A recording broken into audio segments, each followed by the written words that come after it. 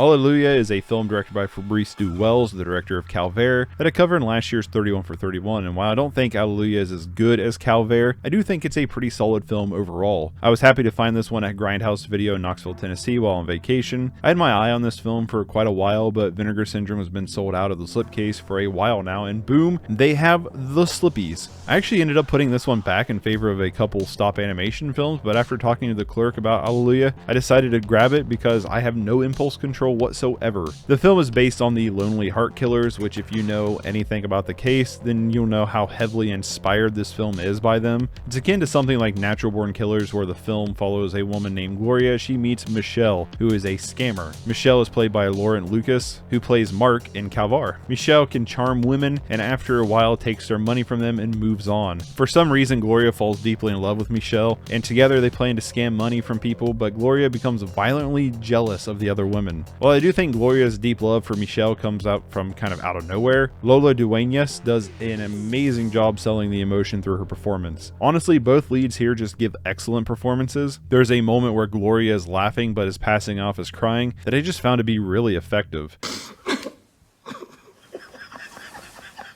Mon Dieu, ma fille, mais vous pleurez.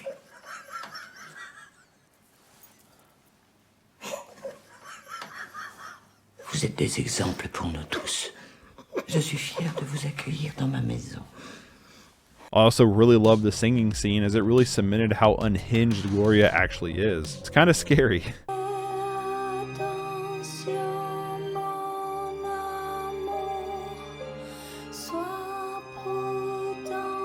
I really love the visuals here, from the heavy film grain to the almost Von Trier style camera work. It just worked really well for the story, but also has some really striking moments as well. I did keep noticing though the ADR. There's some pretty obvious voiceover work at moments that did take me out of the experience. I do wish, at least as someone who knows about the Lonely Heart Killers and their case, that they would have spent a little bit more time developing Gloria's affection for Michelle. Like, you could have probably spent a little bit more time at the beginning of the movie just kind of developing Gloria and her mental state. This is like one of those films that I honestly just wouldn't have minded an extra 20 minutes or so at the front end just to help solidify that character, and it would also probably have helped that transition to her falling madly in love with Michelle. I keep wanting to say Michelle. Sure, the performance sells the mentality and the emotion, but looking back, it's hard to say, yep, this is how we got to this point. It's like we went from point A to point C, and there's should be a point B somewhere. I definitely though think I'm gonna have to check out more of Fabrice Welz films. So far, he's 2 for 2 for me. It's kind of funny though, because I felt Tavier reminded me a lot of Gaspar Noé, or Gaspar No, however you want to pronounce that Argentinian French madman's last name. But Alleluia reminded me a lot of Lars von Trier's films. But it is also clear that both films are made by Fabrice Welz. There is his own stylistic choices here. It's just kind of funny how those two different films kind of reminded me of two different directors. I don't know. Takes inspiration, I guess. I think if you're someone who likes crime thrillers, especially ones that follow the killers, then definitely check this one out. And even though I didn't have quite as strong of a reaction to Alleluia as I did Tavier, I still really enjoyed this film, and I think there's quite a bit here to appreciate, and I'm giving this one a 6.5 out of 10. It could definitely go up on a second viewing, and I would definitely watch it again. So yeah, so far it's the best of this year's 31 for 31. 6.5 out of 10.